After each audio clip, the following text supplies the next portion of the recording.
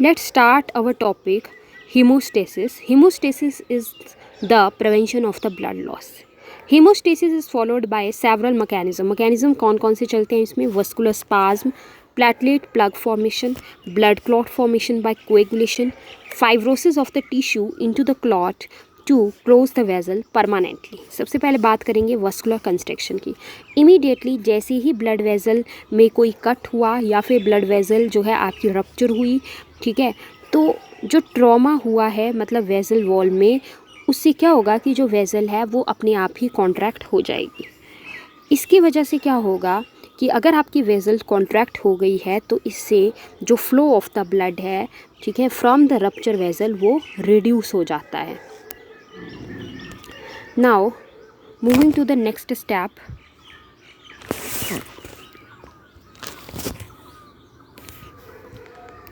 सबसे पहले तो हमने यही देखा कि आपकी जो ब्लड वेसल है वो क्या हो गई है, वो आपकी कॉन्ट्रैक्ट हो जाएगी. कॉन्ट्रैक्ट कब हो जाएगी? जैसे ही कोई ट्रॉमा हुआ है उसके बाद. अब ये जो कॉन्ट्रैक्शन है ये किसकी वजह से हो रही है? It results from the nervous reflexes. Nervous reflexes इसके लिए रिस्पॉन्सिबल हैं, या फिर local myogenic spasm, myo means muscle, या फिर लोकल ह्यूमरल फैक्टर्स जो कि कहाँ से रिलीज़ हुए हैं? जो भी ट्रॉमेटाइज्ड जो टिश्यूज़ हैं, जो भी ट्रॉमेटाइज्ड टिश्यूज़ हैं या ब्लड प्लेटलेट्स हैं वहाँ से.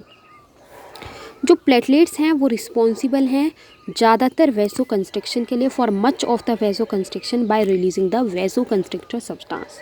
वेसो कंस्ट्रिक्टर सब्सटेंस जैसे कि थ्रोम्बोक्सिन A2. थ्रोम्बोक्सिन A2 ये कौन रिलीज़ करता है? प्लेटलेट्स.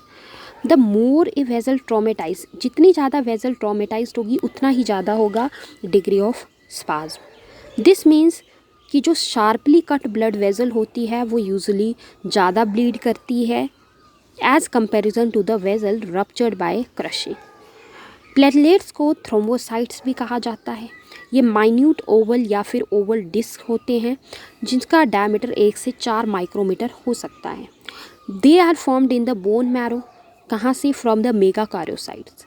जो नॉर्मल कंसनट्रेशन होती है प्लेटलेट्स की हमारे ब्लड में वो होती है 1,50,000 से लेकर के 3 लाख पर माइक्रोलीटर के बीच में. प्लेटलेट प्लग फॉर्मेशन की बात करते हैं आप. जब जो प्लेटलेट्स हैं वो डैमेज्ड वस्कुलर सरफेस के कांटेक्ट में आती हैं तो जो प्लेटलेट्स हैं वो इमीडिएटली अपने करैक्टरिस्टिक्स को चेंज कर देते हैं. क्या हो जाता है? They begin to swell. Platelets swell करना स्टार्ट कर देते हैं and assume irregular forms with numerous irradiating. वहाँ से क्या होगा कि न्यूमरस मतलब कि बहुत सारे जो स्यूडोपोड्स हैं वो इरेडिएट करते हैं. Irradiating pseudopods protruding from their surface. उनके सरफेस में से स्यूडोपोड्स प्रोट्रूड करते हैं.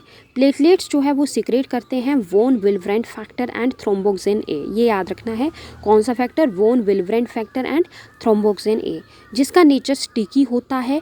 इसीलिए ये आपके वेसल वॉल के साथ एडहेरेंट हो जाते हैं, मतलब उसके साथ अटैच हो जाते हैं आसानी से. सो इस तरीके से होती है प्लेटलेट प्लग की फॉर्मेशन. नेक्स्ट बात करते हैं ब्लड कोएगुलेशन.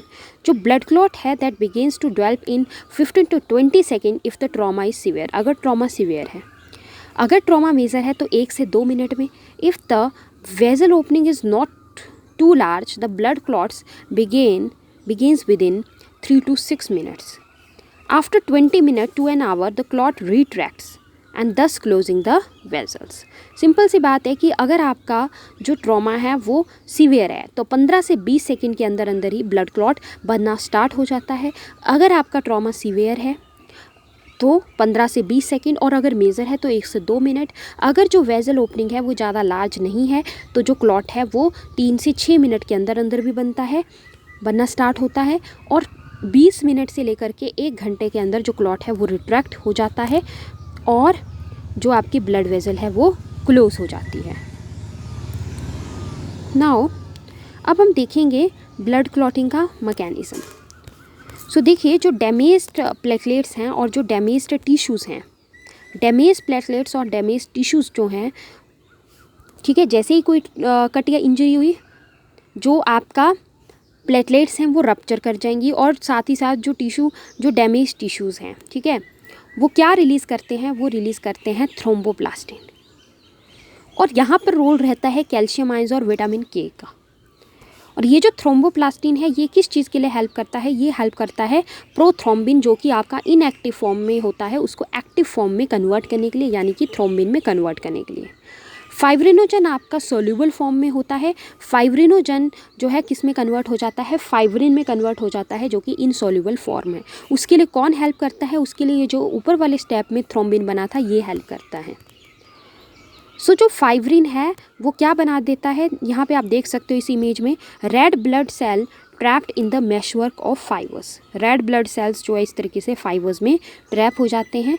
सो इस तरीके से होता है mechanism of blood clotting. I hope this is clear to you. Thank you so much.